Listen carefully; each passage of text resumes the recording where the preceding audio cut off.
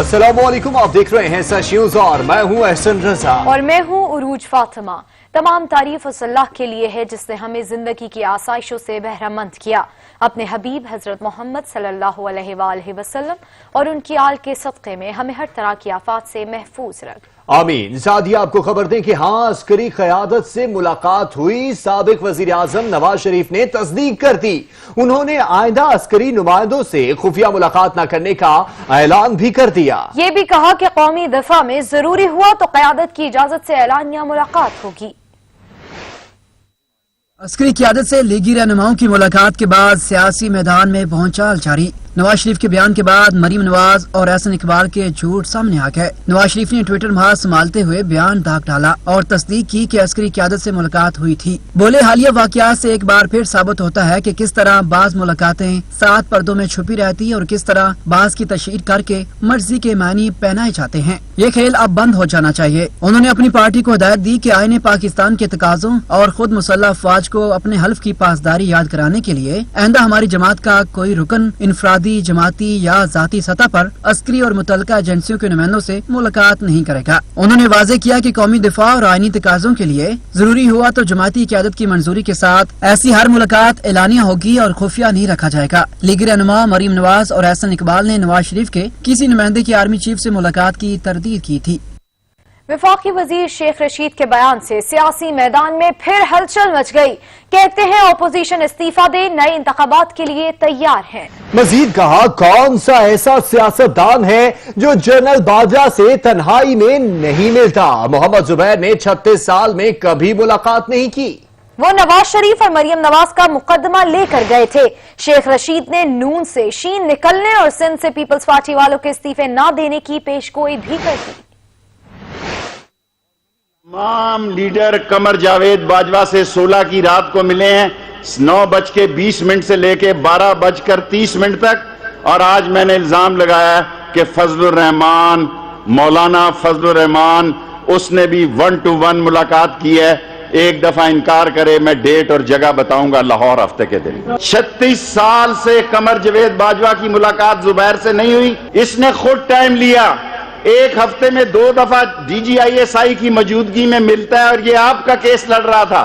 10 مہینے تک مریم کا ٹویٹر خاموش رہا، 1 سال تک نواز شریف کا منہ بند رہا، کیونکہ اس کو معلوم تھا کہ ایسے حالات بن جائیں شاید ہماری جان بچ جائے۔ شہباز شریف صاحب کہتے ہیں کہ وہ تو شین میں آ گیا ہوا ہے۔ حضور میں اس شین میں نہیں ہوں جو 16,000 کے ملازم سے 9 ارب روپیہ منی لانڈرنگ کا نکل رہا ہے۔ عمران خان نے کہا میں حکمرانی اور اقتدار چھوڑ سکتا ہوں، لیکن نواز شریف اور شہباز شریف کو میں کبھی NRO نہیں دوں گا۔ وہ غلطی ہو گئی جو باہر جانے میں کامیاب ہو گیا۔ یہ ٹھیک ہے کہ میں ایک پارٹی کا لیڈر ہوں، لیکن پاکستان کے الیکٹرانک میڈیا کا میں سب سے بڑا لیڈر ہوں۔ لاسٹ میں کہتا ہوں جہاں APC تقریر کرے گی اگلے دن میں وہاں جلسہ کروں گا اور آپ کو بتاؤں گا کہ بغیر پاسوں کے کس طرح جلسہ ہوتا ہے، کیونکہ جلسہ تو ٹی ویوں میں ہو رہا ہے، سیاست تو ٹی وی میں ہو رہی ہے۔ اگر سیاست ٹی وی کا ہی نام ہے تو پاکستان کی سب سے پارٹی بڑی میری ہے، کیونکہ سب سے بڑی ریٹنگ ٹی وی میں میری ہے۔ وزیر اطلاعات پنجاب فیاض الحسن چوہان کہتے ہیں نون لیگ نے عدالتی اور تحقیقاتی اداروں کو ٹارگٹ کیا، لگ رہا تھا جیسے کسی بھارتی ایجنسی کا بندہ بول رہا ہو۔ مزید کہا کہ فضل الرحمان بما اہل و عیال ملک کو لوٹا کرتے تھے۔ پہلے کہا تھا جس کام میں مریم صفدر ہاتھ ڈالیں گی رسوائی ہوگی۔ APC بھی فقط جنریشن وار کا شاخسانہ قرار پائی۔ جمہوری نظام میں خاندانی سیاست نہیں ہوتی۔ APC جو 20 تاریخ کو منعقد ہوئی، یہ بنیادی طور پر اسی 5th جنریشن وار کا ایک شاخسانہ قرار پائی ہے۔ یہ الزام نہیں ہے، اور اس میں میاں محمد نواز شریف صاحب نے جو 1 گھنٹے کی تقریر کی، اس 1 گھنٹے کی تقریر میں اور اس APC کے اعلامیے میں 3 اداروں کو ٹارگٹ کیا گیا ہے۔ سب سے پہلے جمہوری اداروں کو ٹارگٹ کیا گیا، پھر اس کے بعد عدالتی اداروں کو ٹارگٹ کیا گیا، پھر اس کے بعد فوجی اداروں کو ٹارگٹ کیا گیا۔ یہی 5th جنریشن وار کا ایجنڈا۔ مولانا فضل الرحمان صاحب نے کہ بیچارے بما اہل و عیال ملک کو لوٹا کرتے تھے، اب کی بار صرف 15 کے بجائے 1 یا 2 خاندان کے ممبر صرف MLA اور MPA ہیں، ورنہ 15 افراد خواتین و حضرات ان کے خاندان کے ہوتے تھے، MLA MPA وزیر مشیر سینٹر، ان کے علاوہ اور کسی نے. مسلم لیگ نون کے رہنما شاہد خاقان عباسی نے کہا ہے کہ آرمی چیف سے میٹنگ پارلیمنٹ میں ہوئی، ہائبرڈ حکومت ناکام ہو چکی. مزید بولے کہ نیب نے ملک کو مفلوج کر دیا، جو کچھ نیب کر رہا ہے سندھ ہائی کورٹ کے فیصلے میں سب لکھا ہے. وزیر اعظم عمران خان نے اقوام متحدہ سے منی لانڈرنگ روکنے کے لیے اقدامات کا مطالبہ کر دیا. کہتے ہیں کہ عالمی برادری کو رقوم کی غیر قانونی منتقلی پر مؤثر اقدامات کرنے کی ضرورت ہے. غیر منصفانہ سرمایہ کاری معاہدوں کو منصفانہ بنانا ہوگا. My government came with a robust public mandate to get rid of this menace from our country.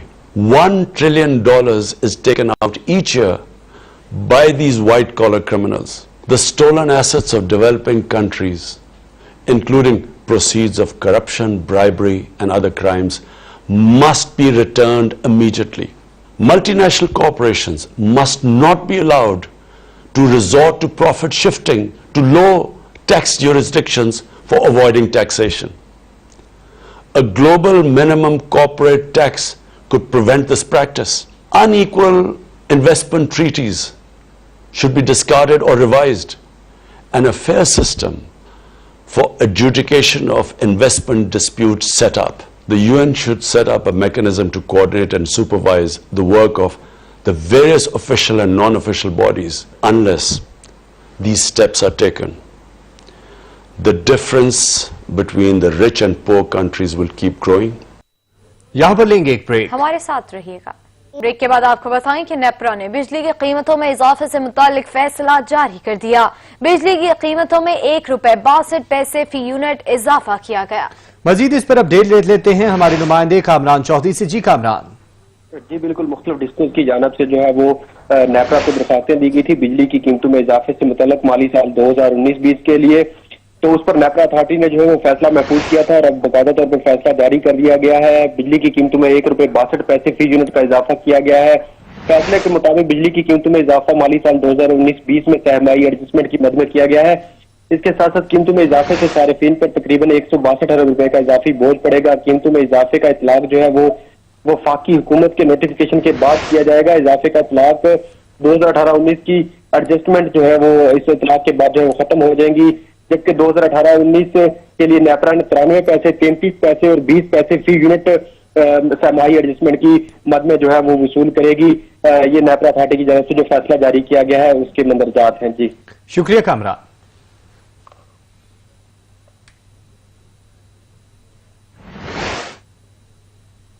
Lahore high court نے منی لانڈرنگ اور آمدن سے زائد اثاثوں میں شہباز شریف کی عبوری ضمانت میں 28 ستمبر تک توسیع کر دی. لاہور ہائی کورٹ میں پیشی پر شہباز شریف نے سابق گورنر سندھ محمد زبیر کی آرمی چیف سے متعلق سوال پر چپ سادھ لی.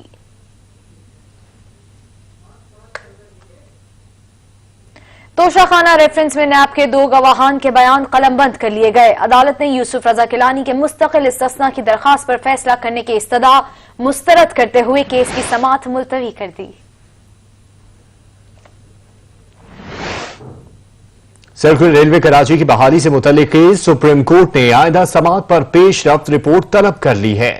آپ کو بتائیں گے سرکولر ریلوے کراچی کی بحالی سے متعلق کیس سپریم کورٹ نے آئندہ سماعت پر پیش رفت رپورٹ طلب کر لی ہے.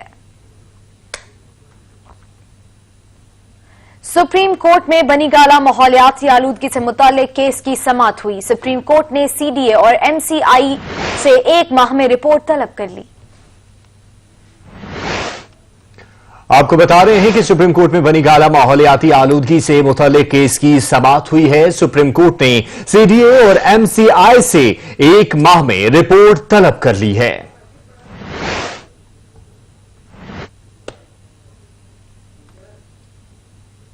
اب بات کریں گے بھارتی جارحیت کی. تو LOC پر بھارتی درندگی دنیا نے دیکھ لی.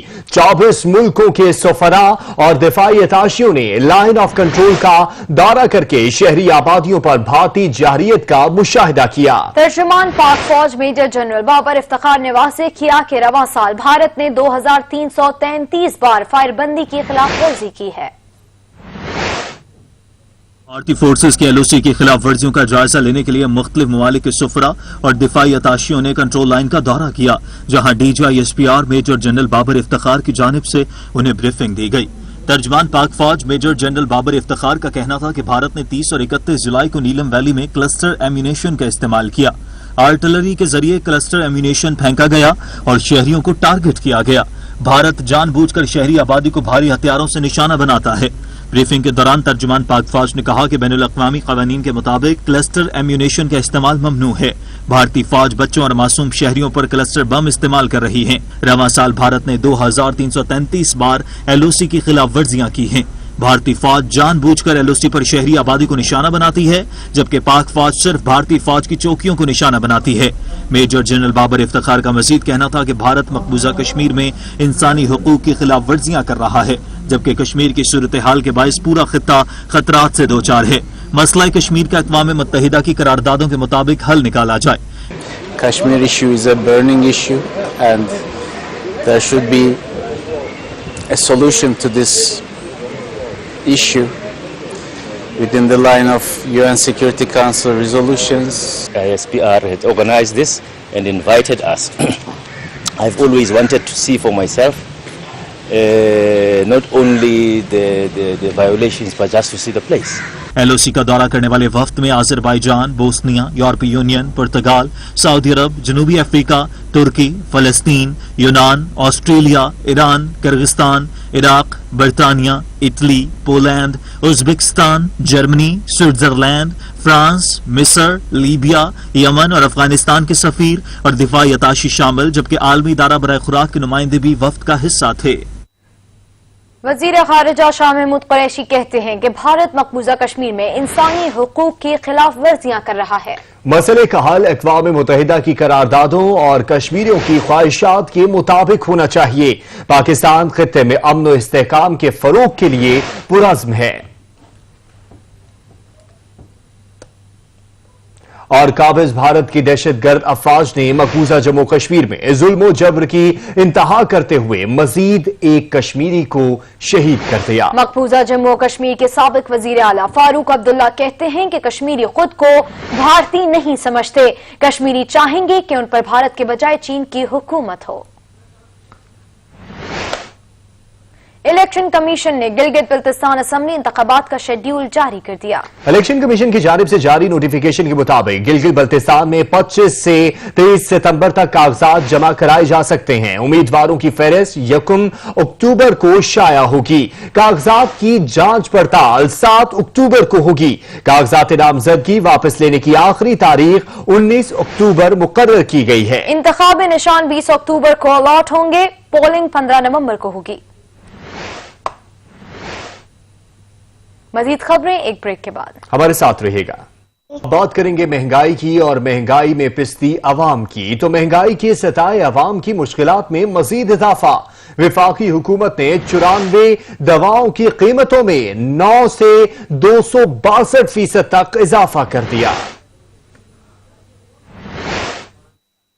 کی مشکلات میں پھر سے اضافہ، حکومت نے ڈرگ مافیا کے آگے پھر سے گھٹنے ٹیک دیے۔ 94 دواؤں کی قیمتوں میں 9 سے 262% تک اضافے کی منظوری دے دی گئی۔ ادویات میں بخار، سر درد، امراض قلب، ملیریا، شوگر، گلے میں خراش اور فلو کی دوائیں شامل ہیں۔ حکومتی ناقص پالیسیوں کی بھینٹ چڑھنے والی ادویات میں اینٹی بایوٹکس، پیٹ درد، آنکھ، کان، دانت، منہ، بلڈ انفیکشن کی دوائیں، جلد کے امراض، زچگی کے بعد استعمال ہونے والی ادویات سمیت مختلف دوائیں مہنگی ہو گئی ہیں۔ 68 مقامی دواؤں اور 26 امپورٹڈ دواؤں کی قیمتوں میں اضافے کی منظوری دی گئی۔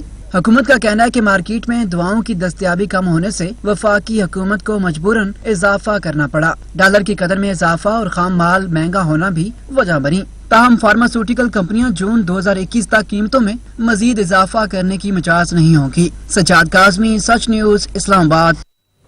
مہنگائی کی چکی میں پستی عوام پر، دواؤں کی قیمتوں میں اضافے کے بعد یوٹیلیٹی سٹورز پر گھی اور کوکنگ آئل سمیت متعدد اشیاء کی قیمتوں میں اضافہ کر دیا گیا۔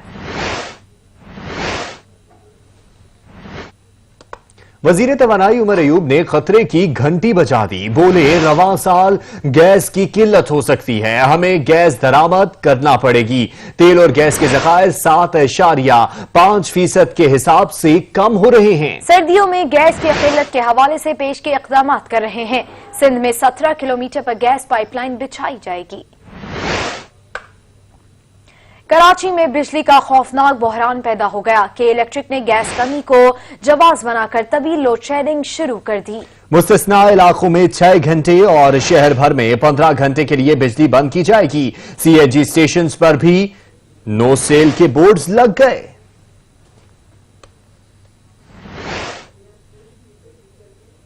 वजीर आला सिंध ने फिर खतरे की घंटी बजा दी। बोले खुदा न खास्ता वबा स्कूलों में फैली तो सूरत हाल खराब हो सकती है। SOPs फॉलो करने के लिए स्कूल्स को मजीद 1 हफ्ते का वक्त दिया। वालिदैन मास्क और SOPs पर मुकम्मल अमल दरामद कराएं। उनका मजीद कहना था कि 28 सितंबर को मरहलावार स्कूल खोलने का जायजा लिया जाएगा। कोरोना वायरस नौजवानों में ज्यादा पाया जा रहा है, जान से बढ़कर कोई चीज नहीं। IG पंजाब इनाम गनी का पंजाब सेफ सिटीज अथॉरिटी का दौरा। MD safe cities authority Rao सरदार अली खान ने मुख्तलिफ शोबाजात के बारे में ब्रीफिंग दी। IG पंजाब ने सेफ सिटीज कैमरों की वीडियो के हुसूल के लिए आने वाले साइलिन से मुख्तलिफ सवालात और सेफ सिटी के एहलकारों के रवैये के बारे में दरियाफ्त किया। दौरे के दौरान IG पंजाब ने सेफ सिटीज अथॉरिटी के ऑपरेशन एंड मॉनिटरिंग सेंटर से शहर के मुख्तलिफ मकामात का जायजा लिया।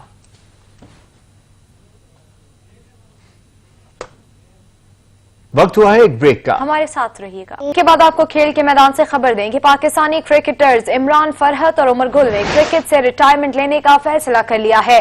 दोनों cricketers national T20 cup Balochistan की जानिब से खेल रहे हैं और जल्द बाज़ाब्ता तौर पर रिटायरमेंट का ऐलान करेंगे। नेशनल T20 आगाज से कबल ही मुश्किलात का शिकार हो गया। क्रिकेट बोर्ड ने फैसल इकबाल को पहले जारी डिग्री के बावजूद बलूचिस्तान का हेड कोच तैनात किया। अब मामला हाईलाइट होने पर तकर्री का नोटिफिकेशन वापस ले लिया।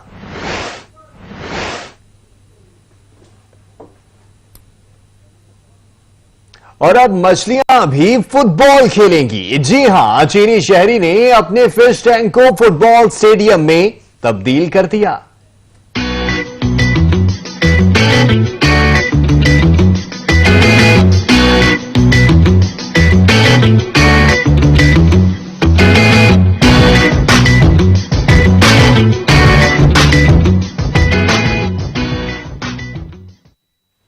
हाजिर होते हैं कुछ ही देर में न्यूज हेडलाइंस के साथ। देखते रहिए सच न्यूज।